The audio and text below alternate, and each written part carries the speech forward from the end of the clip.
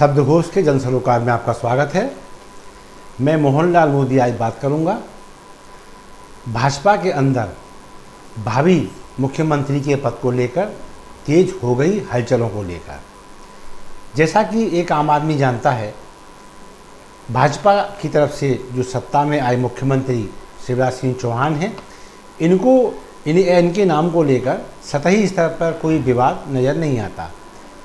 ऐसा दिखाई देता है मान लो शिवराज सिंह यहाँ सर्वमान्य नेता हैं विधायक दल के, और आगामी विधानसभा का चुनाव जो नवंबर में होने की संभावना है, उसको भी भाजपा शिवराज सिंह चौहान के नेतृत्व में फाइट करने जा रही है।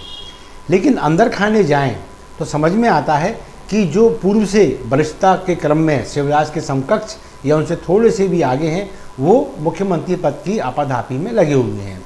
इनमें कौन कौन से नाम हैं? इनमें सबसे पहला नाम आता है ज्योतिरादित्य सिंधिया का। वे भले ही अभी हाल ही में कुछ समय पहले कांग्रेस छोड़ के भाजपा में आए हैं, लेकिन उनका कद आज किसी भी बड़े नेता से कम नहीं है। इनके अलावा गोपाल भार्गव, नरेंद्र सिंह तोमर, नरोत्तम मिश्रा, भूपेंद्र सिंह, कैलाश विजयवर्गीय, ये सब वो नाम हैं जो मुख्यमंत्री पद के लिए आपाधापी में कई सालों से बने हुए हैं। लेकिन परिस्थितिवश शिवराज सिंह चौहान लगातार पार्टी को सत्ता में लीड कर रहे हैं। अब सवाल ये उठता है कि इनमें से अगला सीएम कौन? यदि कहीं कोई परिवर्तन होता है तो फिर सबसे पहले जब इन नामों पर आते हैं जो मैंने अभी बोला है, तो इनमें से अधिकांश जो नाम हैं वो सवर्ण जाति से आते हैं, और सवर्ण जाति के होने से इनकी संभावनाएं बिल्कुल शून्य में चली जाती हैं। उसका कारण है भाजपा में प्रदेश स्तर पर दो महत्वपूर्ण पद होते हैं। अध्यक्ष पद तो सभी पार्टियों में प्रमुख होता है, लेकिन भाजपा में प्रमुख पद होता है संगठन मंत्री का, जो अध्यक्ष के समकक्ष ही माना जाता है, क्योंकि जो संगठन मंत्री है वो राष्ट्रीय स्वयंसेवक संघ की ओर से आता है। उसमें है हितानंद शर्मा, ये संघ की ओर से संगठन मंत्री पद पर आए हैं प्रदेश में, और बीडी शर्मा अध्यक्ष हैं ही। ये दोनों ही तो ब्राह्मण हैं, तो अंडरस्टूड है सवर्ण जाति से हैं। अब जो मैंने अभी नाम लिए थे उनमें शिवराज सिंह चौहान को छोड़ दें तो गोपाल भार्गव, नरेंद्र तोमर, नरोत्तम मिश्रा, भूपेंद्र सिंह, कैलाश विजयवर्गीय, ये सारे नाम भी सवर्ण जाति के ही हैं। तो यदि संगठन में भी सवर्ण जाति के लोग रहेंगे और सत्ता में भी शीर्ष पर सवर्ण ही लोग रहेंगे, तो इससे ओबीसी और शेष आरक्षित वर्ग में भूचाल पैदा होने की पूरी संभावना है। इसलिए जो राजनीतिक पंडित ऐसा मानते हैं, ये सारे नाम एक साइड हो जाने वाले हैं। क्यों कि चुनाव होने तक वीडी शर्मा अध्यक्ष और हितानंद शर्मा संगठन मंत्री बने रहने वाले हैं। ऐसा फिलहाल परिस्थितियों को देखकर कयास लगाए जा रहे हैं। तो फिर नाम रह गया शिवराज सिंह चौहान और ज्योतिरादित्य सिंधिया। शिवराज सिंह को सभी जानते हैं कि वो किरार धाकड़ समाज से हैं, जो ओबीसी पिछड़ा वर्ग से आते हैं। अब बात सिंधिया जी की आती है, तो सिंधिया जी के जाति अथवा वर्ग को लेकर एक कुहासा है। कोई क्षत्रिय मानता है क्योंकि राजवंशी है, और कोई उन्हें मराठा मानता है, बस। इससे अधिक नहीं मालूम कि वो किस वर्ग से आते हैं। लेकिन हाल ही में जब पिछड़े वर्ग से संबंधित एक कार्यक्रम ग्वालियर में संपन्न हुआ, तो मंच से उनके एक समर्थक द्वारा ये कह दिया गया, अब वो भूलवश कहा गया एक रणनीति के तहत, कि हमारे महाराज भी तो ओबीसी वर्ग के ही हैं। तो इसका मतलब ये है कि कहीं ना कहीं ये बात लीक की गई है कि यदि सिंधिया जी भाजपा की ओर से सीएम पद के लिए प्रोजेक्ट होते हैं तो कोई बवाल पैदा तत्काल ना हो, इसलिए ये पहले से ही बात शायद मैदान में छोड़ दी गई है कि वे भी ओबीसी वर्ग से ही आते हैं। अच्छा, अब बात ये आती है कि ओबीसी क्यों? क्योंकि शिवराज सिंह ओबीसी, और भाजपा में इसके पहले जो मुख्यमंत्री थे वो थे बाबूलाल गौर, और उनके पहले थी उमा भारती। तो उसका कारण साफ है, मध्य प्रदेश में 50% के लगभग आबादी ओबीसी की है। इसलिए ओबीसी का चेहरा यहाँ होना अत्यावश्यक हो जाता है, और यही वजह है कि भाजपा लगातार पिछले लगभग 20 सालों से ओबीसी का चेहरा, 20 में से 1-1.5 साल कमलनाथ सरकार ने कर निकाल दें तो 18.5 साल ओबीसी की सरकार यहाँ चल रही है। अब बात ये आती है कि फिलहाल हाईकोर्ट से सुप्रीम कोर्ट तक ओबीसी के आरक्षण को लेकर जो केस चल रहे हैं, और इसको अदालत बहुत जल्दी सुलह और कहना चाहिए निराकृत करने की मूड में आ चुकी है। तो भी लागू हो पाया आरक्षण, नहीं हो पाया। इसलिए ओबीसी का चेहरा बहुत अत्यावश्यक हो जाता है। लिहाजा शिवराज सिंह चौहान और सिंधिया इस वर्ग की प्रत्याशा को लेकर चर्चाओं में बने हुए हैं। अब बात आती है कि शिवराज सिंह क्यों नहीं और सिंधिया क्यों। तो शिवराज सिंह को लेकर ये बात बहुत स्पष्ट है कि उनका कार्यकाल सबसे लंबा भाजपा में मुख्यमंत्री पद पर मध्य प्रदेश में हो चला है। दूसरी बात, वे इतनी सीनियरिटी प्राप्त कर चुके हैं जितनी मुख्यमंत्री के रहते गुजरात में नरेंद्र मोदी कर चुके थे। अब नरेंद्र मोदी ये कतई नहीं चाहेंगे कि कोई अन्य नेता एक ही पद पर, वो भी की पोस्ट पर इतना लंबा रहे कि वो आगे बढ़कर या आगे भविष्य में उनके लिए चुनौती पैदा करने लगे। तो उनकी भी रणनीति यही होगी। ये बहुत गूढ़ रजह और कहना चाहिए अंदर तक का जो स्टडी है राजनीति के विद्वानों की, वो यही कहती है कि यदि नरेंद्र मोदी नहीं चाहते कोई चैलेंज बने तो वो शिवराज सिंह को अब इस पद से शिफ्ट करना चाहेंगे और उन्हें केंद्र की राजनीति में किसी भी संगठन में या सत्ता के पद पर बिठाना चाहेंगे ताकि संतुष्टि बनी रहे और सिंधिया जी को प्रोजेक्ट किया जा सके। दूसरी बात, जब 2014 में पीएम पद के लिए नरेंद्र मोदी प्रोजेक्ट हुए थे, उस वक्त आडवाणी ग्रुप से शिवराज सिंह चौहान का नाम आया था।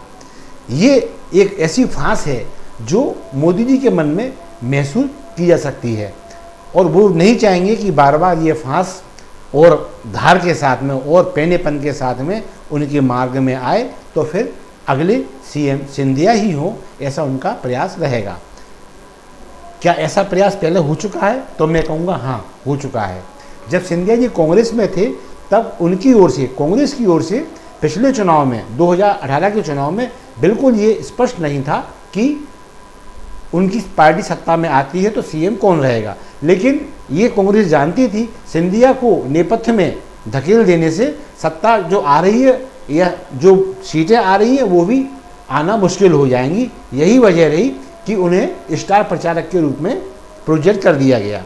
लेकिन पीछे कमलनाथ, दिग्विजय सिंह, अजय सिंह, अरुण यादव जैसे नाम भी चलते रहे कि जब विधायक जीत के आएंगे और सत्ता बनाने की स्थिति बनेगी तो विधायक दल नेता चुनेगा। यानी सिंधिया बन भी सकते हैं और नहीं भी बन सकते। तो भाजपा की ओर से आपको ध्यान होगा कि नारा आया, माफ करो महाराज हमारा नेता शिवराज। अब इसको लोगों ने एक नारे के रूप में लिया तो ये बहुत कहना चाहिए इसे राजनीति में एक आया और गया सब्जेक्ट हो गया, जबकि ये सब्जेक्ट ऐसा नहीं है। ये सब्जेक्ट बहुत गूढ़ है। गूढ़ इसलिए है कि कांग्रेस भले ही महाराज को उस वक्त आने वाला, सिंधिया जी को आने वाले सरकार का सीएम ना मान रही हो, लेकिन भाजपा ने तय कर दिया था कि कांग्रेस की सरकार यदि बनती भी है तो सीएम तो सिंधिया ही बनेंगे। इसीलिए उसने जनता में मैसेज भेज दिया कि हमारी जो टक्कर है वो किससे है भाई, हमारा लीडर तो स्पष्ट दिख रहा है, शिवराज के नेतृत्व में लड़ रहे हैं हम, लेकिन वहाँ स्पष्ट नहीं है। तो भाजपा ने स्पष्ट किया, माफ करो महाराज हमारा नेता शिवराज। ध्यान रहे उनने कमलनाथ का नाम उपयोग नहीं किया कि माफ करो कमलनाथ, माफ करो दिग्विजय सिंह, माफ करो अजय सिंह, माफ करो अरुण यादव, कुछ नहीं। क्या कहा? माफ करो महाराज हमारा नेता शिवराज। यानी टक्कर किससे? महाराज से। तो यदि वोट महाराज के नाम पर कांग्रेस में शिफ्ट भी हो तो कांग्रेस इस दबाव में आ जाए कि वोट महाराज के नाम पर आया है तो सिंधिया जी को ही सीएम बनाना पड़ेगा। और शायद ऐसा हुआ भी कि वोट शिफ्ट हुआ सिंधिया के नाम पर, लेकिन कमलनाथ सीएम बनकर आ गए। और जब कमलनाथ सीएम बनकर आए तो ये शिफ्ट भाजपा के रूप में सिंधिया जी अपने लगभग 2 दर्जन विधायक नेताओं के साथ भाजपा में आ गए। अब सवाल फिर एक उठता है कि इसमें इतनी इंटरेस्ट भाजपा का क्यों है? तो मैं स्पष्ट कर दूं कि भाजपा नीति जो सरकार केंद्र में है, प्रधानमंत्री नरेंद्र मोदी प्रधानमंत्री अंडरस्टूड है, इनके संबंध गायकवाड़ राजघराने से जो बड़ौदा का है, जो सिंधिया जी की ससुराल है, उनकी जो राजमाता हैं उनसे घरेलू संबंध हैं। इतने घरेलू कि इसे किचन तक अप्रोच बोल सकते हैं आप मोदी जी की। एक पारिवारिक स्नेह का वातावरण है और इतना प्रगाढ़ है ये, इतना विश्वसनीय ये संबंध है इस घराने से मोदी जी का कि मोदी जी जब जब फार्म भरते हैं, चाहे विधानसभा से भरें या अब लोकसभा से, उनकी प्रस्तावक गायकवाड़ राजघराने की बड़ौदा की राजमाता ही होती हैं, जो सिंधिया जी की सासू माँ हैं। तो सिंधिया जी सासू माँ का एक टारगेट तो ये रहा, चाहे वो मोदी जी के मार्फत रहा हो या भाजपा के मार्फत रहा हो, कि महाराज ही चलेंगे कांग्रेस में और नहीं चलेंगे तो भाजपा में आ गए। और जब भाजपा में आ गए तो उनको उनके सारे लोगों को फिट किया जा चुका है महत्वपूर्ण पदों पर, और सिंधिया जी स्वयं आज केंद्रीय मंत्री के रूप में एक महत्वपूर्ण महकमे के साथ आसीन है। तो फिर अब रह गया सीएम पद भाजपा में। तो अब चुनाव आ रहा है, इमरती देवी ने एक कार्ड चल दिया है। क्या कहा? हमारे मुख्यमंत्री महाराज, हमारे महाराज मुख्यमंत्री। मीडिया ने पूछा ये क्या बोल दिया, सीएम तो शिवराज सिंह है। तो उन्होंने अरे अरे जवान फिसल गई मेरी। और फिर क्या बोली, अब जो निकल गया वो हरी इच्छा है।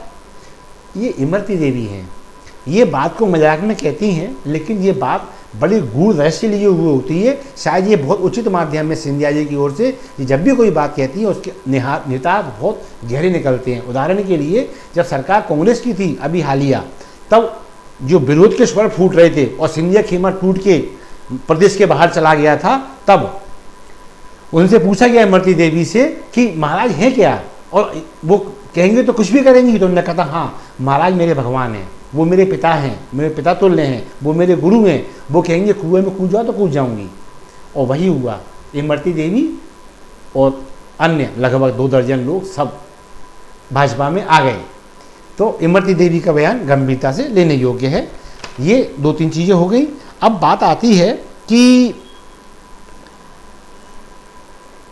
आने वाले चुनाव में सिंधिया जी का नाम किस प्रकार आएगा, कैसे आएगा, ये परिस्थितियाँ तय करेंगी। क्योंकि भाजपा अंदरूनी तौर पर बहुत तेज़ी से इस चीज़ के अध्ययन में लगी हुई है, संगठन के स्तर पर भी, सत्ता के स्तर पर भी, और ये कहना चाहिए खुफिया रिपोर्ट पर भी, कि आखिर शिवराज की जगह यदि महाराज को प्रस्तुत किया गया तो तात्कालिक हलचल क्या होगी, क्या उस पर नियंत्रण पाना आसान रहेगा या संभव रहेगा।